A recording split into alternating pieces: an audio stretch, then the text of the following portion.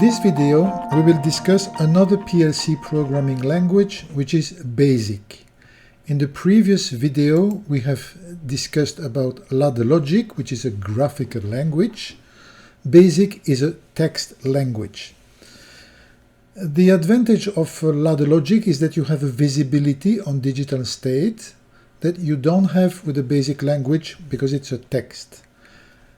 The advantage of BASIC is that it might be easier for programming because you just type text and you don't require any mouse activity, and maybe also because it accesses many more functions, like for instance all the functions associated to text is not available in Ladder Logic but in BASIC.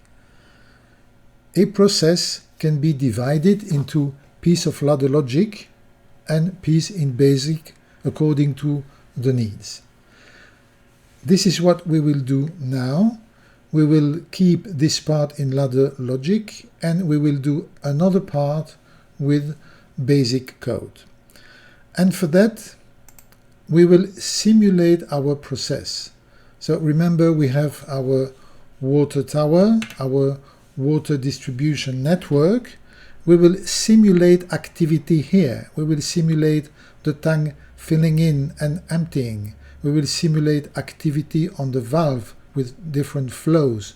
We will simulate pump activity. Okay, for this we will define a basic program to simulate this process. Let's first take a look to the variables and the tags that we need. So we need valves, we need flows going through the valves, we need the pump, and we need the level of the water tower. So in terms of tags, if I go to the IOs, I already have the valve and the pump, which are outputs. The water level is an analog input, but I don't want to use this one because I want myself to simulate the level in the tank. I don't want this to be associated to a physical input. So I will have to make a new variable, which I will call, let's say, water tank, which will be an analog tag format float. And this tag I will increment, decrement to simulate my activity in my water distribution network. The flows, they are available here. So in terms of tags, I have everything. Now I will create a new POU with this time the language BASIC, and I will call it, for instance, water. Okay, let's double click this POU and we are in BASIC edition. My first line will be a command. To insert a command, you use the single quote and you type a text. For instance, simulation of a water distribution network. Okay, so you can put several lines with a single quote. Then I will need in my process to have a random value because I want the flow to be random, to simulate an activity in my flow. So for this I will use timers and I will use the value of the timers. And for that I will reactivate permanently a timer and I will use its value. So to permanently activate a timer, to re-trigger permanently a timer, if I look to the chart of a timer, when the timer is activated, it starts running. This is the value I will use to compute my random value. You see, when T-box starts, the state is always at 0. So if I use the inverted status of the state as activation, when the T-box starts, my timer will automatically start running. As my timer starts running, the digital state changes to 1, but I use the invert to activate my timer. So at that moment, my activation will be to 0. So my timer goes until the end, and at the end, when my timer finishes, the state returns to 0, and as the state is used as activation of my timer, it will be 1, then it will immediately restart the timer. So the timer will keep on counting until it's preset. And this value will be used as a random value. Let's define that in Tbox. Before doing the code, we will first create the resources, which consist in the timer instance and the tags associated to the timer. So I will in fact define two timers to have two random value. So I will make T random1, which is the name of my timer. I will associate a status tag, which is new digital tag T random1 st for status, no initialization, and a value, which is an analog tag of type 32 bits, unsigned, and it's T random1 value, val. Okay. I do that for two timers. I have defined the two timers with the associated status and value, which are then tags, status and value for both timers. Now I can do the script, and the script is I have to insert a timer, so I just type timer, and if I'm not sure about the syntax for calling the function, I have an accelerator key which is F8, and this opens the list of all the functions. And if I have started typing timer, it will show me everything starting with timer. So I will use a single shot timer. So I select timer, I open the bracket, and the bracket is the argument I have to give to this function. The argument is the name of the timer, the condition for starting the timer, and the preset as a constant representing seconds, comma milliseconds. So the name of my timer is T random1. The condition for starting the timer is the inverted status of my timer, so it is not T random, it's not case sensitive, so you can type small or big letters, it doesn't matter, ST, and the preset, I would define a very small preset, for instance, 53 milliseconds. So this timer will permanently count between 0 and 53.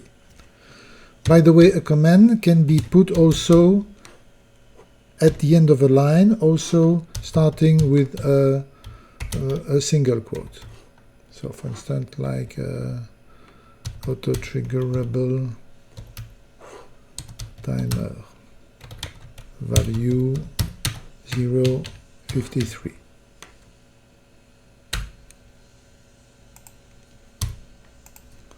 Let's do the same for the second timer. So I can just copy paste this, Control C, Control V, and I just changed random 1 with 2 and random 1 with 2, and I will change the preset from here, and I will say, let's say 42 milliseconds.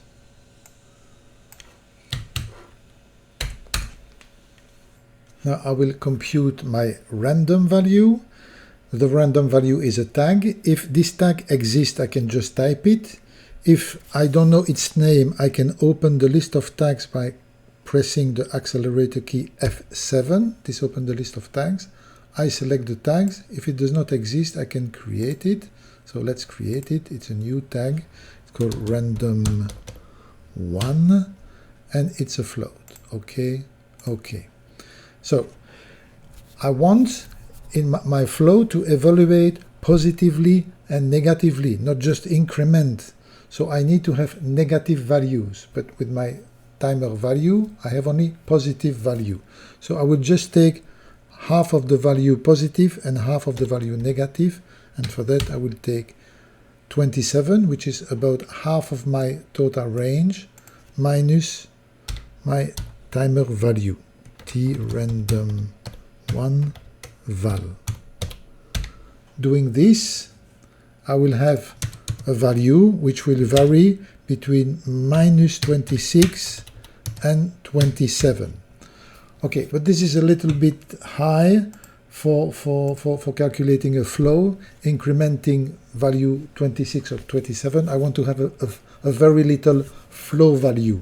So this I will divide it by, okay, let's say 157.89. So I have made the calculation for you. So if I divide this by 157.89, I will have values returning between minus 0.64 to plus 0.171. Okay, so this is a good random value. Now, still, this will not work like it is here because of casting. And casting is very important when you associate variables together. So here I have a value, a constant, which is like a byte, because it's just 27. This value is a D word, which is a 32-bit unsigned value. And this one is a float, also called single. So let's see the rules when you associate different format of tags. This table is available in the manual Basic and Ladder for T-Box. This table shows that when you the different possible format and the result of the internal calculation. So normally it will always use the highest format. So if I associate a word with a float, the result will be float. If I associate, for instance, a long with a 16-bit integer, the internal calculation will be long. So normally you always save. One exception, when you use constant. When you associate a constant with a tag, the constant is casted to the format of the tag. So if I go back to my code, this tag is a 32-bit unsigned. So this constant will be casted to unsigned. So I will never have negative values. So for that I will cast this into float, because at the end that is what I want to have. And for that we have casting function. And if I want to know what is the format of the function, I can just type C, then I press F8 to open the list of functions, and I have SNG. SNG because single is the other word for float. So I select this function and I select my constant, and now this in fact will be forced into float, so my internal calculation will be okay. This constant here is a float, but the internal calculation here is a float, so everything will be done in float. I will repeat that with a second random. Okay, I have created a random 2 and adapted the line. Let's send this to T-Box at least to see our random value. So for this program water to be running, we need to declare it into main. Remember, the only program T-Box knows is main. So everything has to be called from main. So I would just double click, insert a program, click on the left rail, click this file. I see the POU of my program here. I select water and I close the line. I compile, escape to leave, and I send. Sending is complete. So I can go to my list of tags, and what do I see? I see the value of the timer. So you see they are moving, and the result in random. So you see sometime positive, sometime negative, very small value. So those values, I will use them to generate the flow. Let's go back to the program and compute the flow. Okay, I will first insert a line of command, assigning random flows, and the flows will be assigned according to several conditions. So I will compute the flow when valve is active, because that's the condition for having a flow. Also, I will compute the flow each second, and for this I have a system variable which is called tick second, which varies each second from 0 to 1. So I will use both transitions to compute the flow. To use transition in BASIC, I have a function called trigger pos and trigger neg. It's the equivalent in the ladder to positive edge contact or negative edge contact. In BASIC, we have trigger pos and trigger neg. So I can just type if. You see that when I type a text which corresponds to a keyword, it turns in blue. Then I have my trigger. If I don't remember the name, I can press F8 and I see my function, and I can see trigger neg, trigger pos. So if trigger pos, I have to put a tag. It can be an expression or a tag. I can press F7 if I don't know the name of the tag, and I select the tag. So you can either work with the functions or just type, or trigger neg. When it is recognized as a keyword, it turns blue, and here tick sec. So I have two conditions: positive edge changing, negative edge changing. So it corresponds to each second. Then I compute the flow if the valve is 1.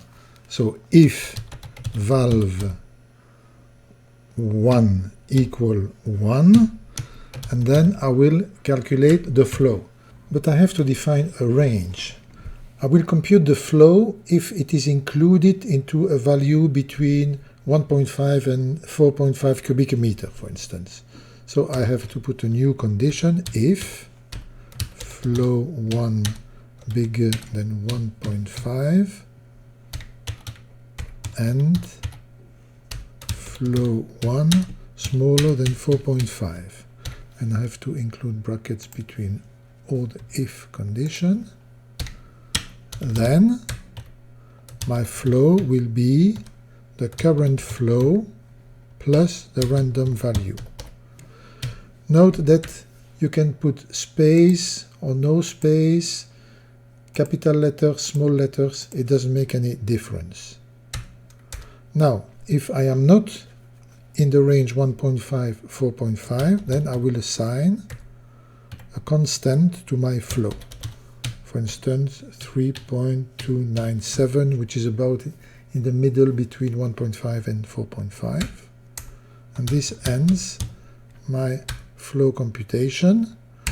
Now, if my valve is not active, then I have no flow. Then flow should be 0. Else,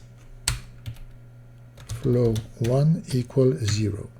And this ends the code for valve 1, and I will repeat the code for valve 1 and for valve 2 and valve 3, and you can just copy paste and change the name of the tags. I have done a copy paste of valve 1, and I have just updated the ranges and the constant value. So I have to define a last end if to close the first if condition. Next part will be activating the valve. So I put a command. To activate the valves, I will use periodic events. Remember, we have used periodic events already for sending SMS, email, and files. We will use a periodic event to just activate, deactivate the valve. Let's say each X minutes, each valve will be activated, deactivated with different period. So let's say, for instance, valve 1 each 2 minutes, valve 2 each 3 minutes, and valve 3 each 5 minutes. So I create event, add periodic event, the tag does not exist, then I create the tag, new tag, it's a digital tag, I call it event 2 minute. I initialize it to 0, okay, okay. The period is 2 minutes, okay. I repeat the operation with event 3 minute and event 5 minutes, new tag, digital, event 3 minutes, okay, okay, period 3, and new tag, digital, event 5 minute, okay, okay, and the period here is 5. So I can go back to the code water, and in the code water I will, if trigger pause, I can press F7 to open the list of tags, my event 2 minutes, so each 2 minutes the tag will change to 1, and when it changes I will do then valve 1 equal not valve 1. So I just invert the valve 1. Note that if you put the statement in the same line as the if, you don't have to put end if. I can copy paste this line twice, and if I have event each 3 minutes I will activate valve 2, and the valve 3 will be activated based on the event on 5 minutes. That's it for the valve. Then we have to activate the pump. So the pump will be activated according to the level in the water tank. So F7 to select the tanks. I select my water tanks for simulation. Is smaller or equal, let's say, than 10%. Then pump equal 1. And if the same water tank smaller equal than 100, then I stop the pump. Then we have to fill and empty the tank. So to fill the tank we will just use a constant when the pump is 1, and to empty it will be emptied with the flows. So to fill, empty the tank. So once again we will base this on the tick second. So I can just copy paste this line here. So we will fill and empty the tank at the same rhythm as with the flow based on the second. So if pump equal 1, then I have to fill, and I will fill with a constant. So water tank will be the current water tank level plus, let's say, 5%. And this ends. And to empty, the water tank will be the current value of the water tank minus all the flows. Flow 1, flow 2, flow 3, and to empty not too fast I will divide this by 5. And this ends our basic code for simulating a water process. Let's test this in Tbox. So we will send it. Remember that everything has to be called from main, but the program is already called from main when we tested the random value. So we can send from here. Tbox has restarted, so let's take a look to the tags. The random value we had seen already. Let's take a look to the valves and the flow. The valve at the moment, valve 2 and 3 are active, which means that I should have a flow 2 and 3 computed effectively. I can force the valve if I want. So the valve is just an output, so I can just press F4, 1, and I force the valve 1 also. So I can see whether the flow is also computed. Yes, it is. If I look to the water tank, so now the water it's emptying at the moment, and when it will be below 10, it will start filling up. Effectively, it does fill up and emptying at the same time. So if I force the stop of the valve, I can just by pressing minus on the digital tag, it will fill much faster. And when it will be filled, it will stay filled without moving. I activate the valve, it starts emptying. Now let's consider data logging, because the simulation here, we want to record it so that we are able to trace the filling, the emptying of the tank and the flows. So we need to make sure that all this data is recorded into data logging. So in chronologies we have already declared the pump and the valves, and in the sampling table we have the flows already.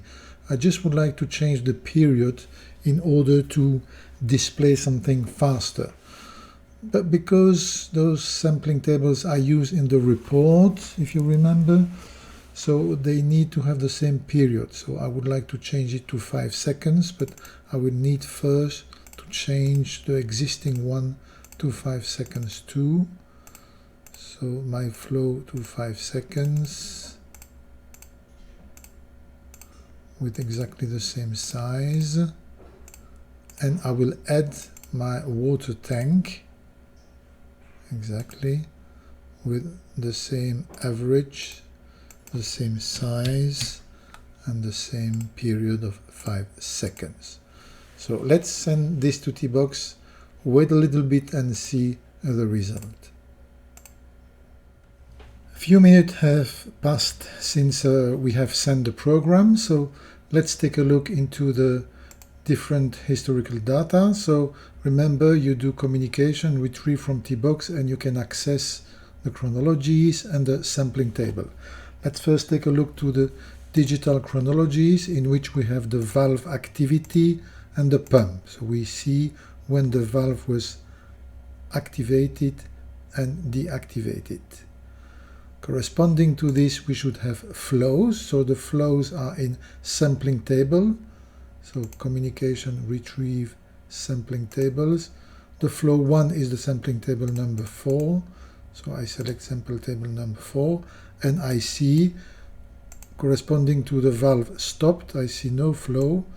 And when the valve is active, I have a flow between 1.5 and 4.5 cubic meters. The same for flow 2, for instance. Retrieve, sampling tables. Flow 2 is the table 5, and I have the same data when the valve is active. And my water tank, which will be filled and emptying. So communication, retrieve, sampling table, it's to ID number 7, sampling table 7, and I can see my value incrementing, decrementing between 10% and 100%. Okay, this later in the videos we will define that into an HTML page into a chart. This ends this introduction on basic program. Let's take a look now to the questionnaire. As usual, use the same application. Create a tag water tank of type float. Create 2 timer instances with their respective status digital tag and value dword. Create a POU program you name water and select its language as basic. Create 3 tags for the periodic events and create 3 periodic events with a period of 2 minutes, 3 minutes and 5 minutes. create the basic script as you have seen in the video. You can use F7 to open the list of tags, or type the tag name if you know it. You can use F8 to open the list of function, or type its name if you know it. Check the syntax of the keywords by looking to its color, must be blue. Add water tank in sampling tables. Type average 672 samples, period 5 seconds. Update existing sampling tables with a period of 5 seconds and keep 672 samples to avoid problems with the report, as those tags are already defined in the report. Send the application to T-Box and check the result. Retrieve the digital chronology that we can see valve and pump activity. Save it and send it to us. Retrieve the sampling table flow 1 and water tank. Save it also and send it to us. And send us the whole application. Good luck.